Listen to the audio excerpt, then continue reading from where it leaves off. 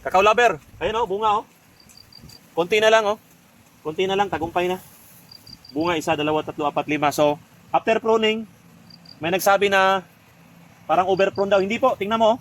Ikot, ano mo, Ben? Di ba? Marami pang ano.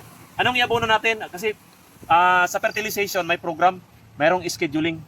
So, mag-abono tayo ng, ito, complete or triple 14 yung available dito.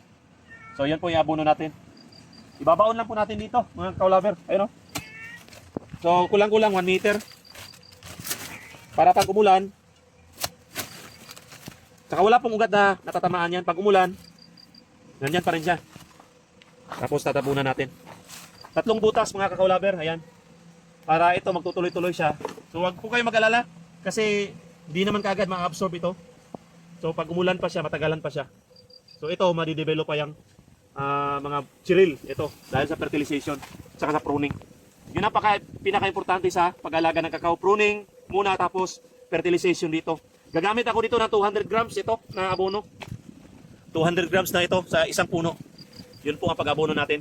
Tapos may foliar pa rin, meron pa rin organic. Ito po siya, para mataba ang ating kakao. Okay?